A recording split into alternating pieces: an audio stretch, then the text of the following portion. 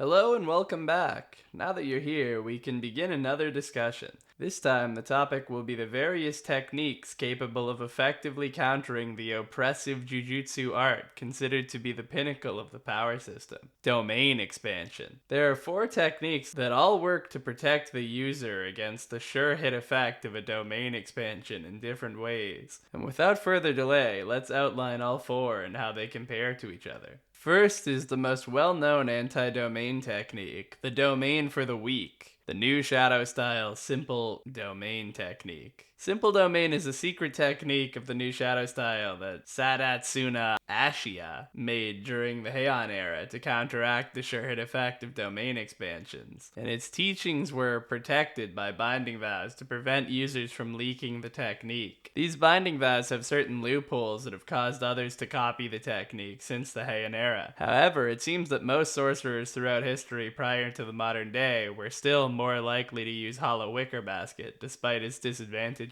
The primary use of a simple domain is to create a small basic domain barrier with no imbued technique within an enemy domain to create a blind spot for their sure hit effect. However, against domains of special grade or higher caliber, the simple domain can only serve to buy time and will be wiped away in seconds depending on the refinement of the domain. The secondary use of simple domain is to allow for a basic and limited version of a typical domain expansion, where a curse user can imbue specific rules similar to a non-lethal domain, or use the simple domain for the basis of their fighting style, like Miwa and Kusakabe. Examples of the rules-based simple domain are Kuchisake Ona's simple domain from Hidden Inventory, where time seems to stand still, and the domain cuts the target with scissors depending on their answer to the curse spirit's question. Another example is Rokujushi Miyo's simple domain that allows any consenting party to join him within the bounds of the domain and engage in hundreds or thousands of sumo wrestling bouts in just a few seconds. Examples of the mock domain style simple domains stem from Miwa's Bato sword drawing technique that we see as early as the Sister Exchange event, which allows her sword to automatically strike anyone who enters the border of the simple domain, similar to a domain's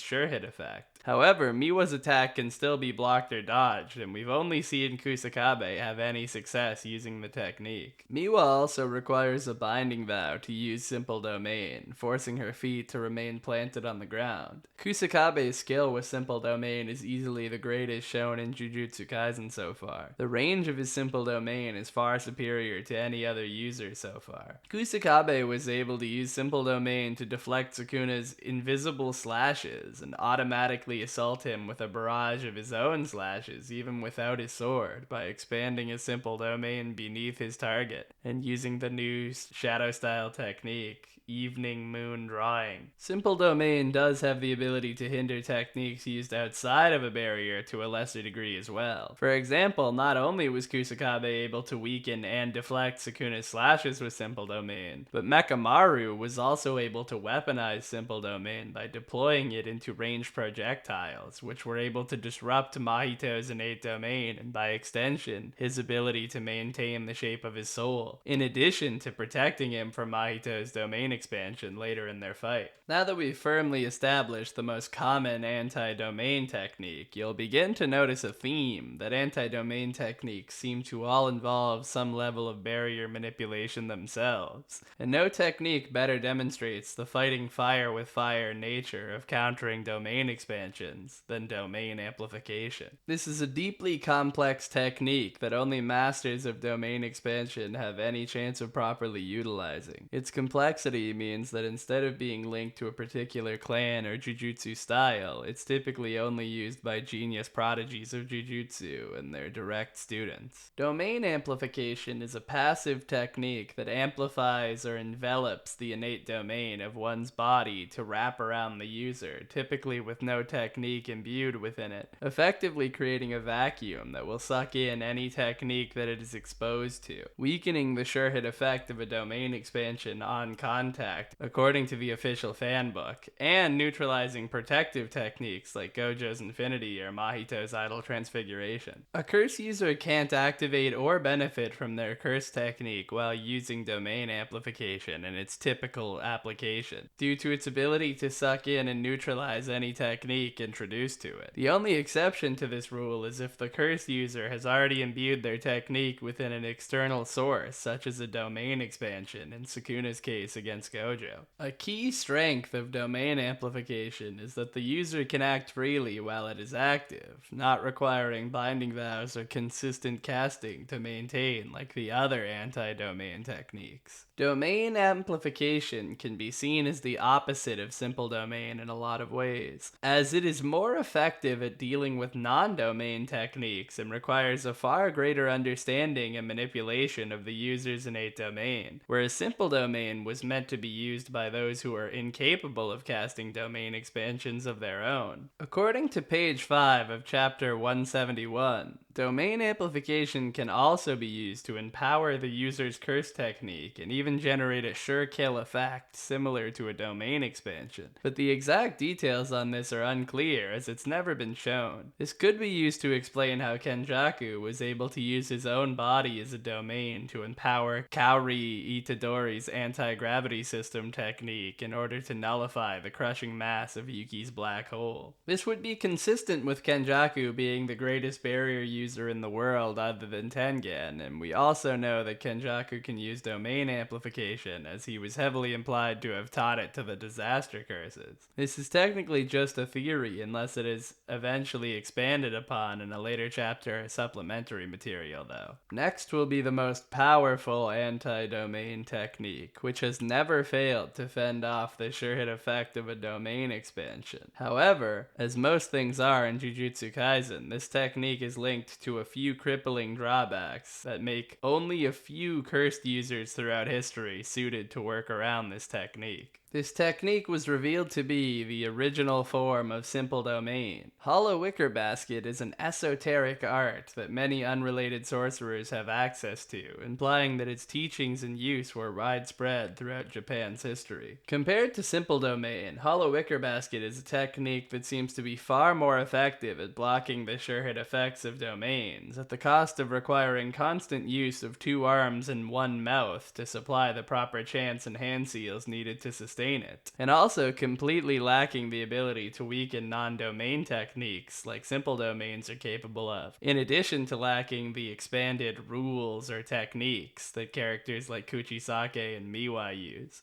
Evidence of the strength of Hollow Wicker Basket's defense can be seen in Sukuna's usage of the technique against Yuta's domain. Despite Yuta having an incredibly refined domain that can selectively target the sure hit effect, Hollow Wicker Basket was Sukuna's technique of choice, and it did manage to completely protect Sukuna until he willingly dispelled it. Sukuna is able to mimic techniques that are impossibly complex on the first try, such as Kenjaku's ability to turn people into cursed objects for incarnation, Maharaga's World Slash, and possibly Gojo's technique Burnout Recovery. Given the context that high-level domains dispel simple domain, it is clear that Sukuna decided that Hollow Wicker Basket was the superior choice to avoid Jacob's Ladder within Yuta's domain, when compared to simple domain or even domain amplification, which he has access to. Essentially, Hollow Wicker Basket is a far more specialized anti-domain technique that has virtually no other uses and requires the average sorcerer to make themselves completely defenseless by occupying their hands and mouth, which are typically required to fight or use Jujutsu at all. For our final anti-domain technique, we are looping back to the theme of all anti-domain techniques requiring the use of the user's domain to function. This technique is the exception to this rule, however. In return for being easier to use and not requiring the manipulation of barriers or personal innate domains, it is the most situational of the set and can be completely useless in certain scenarios. Falling Blossom Emotion is a secret art passed down among the members of the Gojo, Zenin, and Kamo clans to protect against domain expansion. Falling Blossom Emotion is the only anti-domain technique that doesn't involve any kind of barrier. Instead, it simply coats the user in cursed energy that automatically attacks the sure hit effect of any domain the instant that it makes contact. And depending on the strength of the domain, it can completely negate the damage or heavily mitigate it, as we see in Gojo's fight against Sukuna. Falling Blossom Emotion can also be used offensively by applying its power to a sword, thus enabling enabling the sword to automatically strike anything that makes contact with the user's cursed energy. Falling Blossom Emotion cannot be used against domains that don't attack physically, however, such as Mahito's Self-Embodiment of Perfection or Gojo's Unlimited Void, as there's nothing to physically attack, meaning that Falling Blossom Emotion is the most conditional of the anti-domain techniques. The standard application of Falling Blossom Emotion seems to be completely defenseless against non-jujutsu attacks, as Dagon was able to strike Naobito freely despite his technique counterattacking an endless number of Shikigami. In conclusion,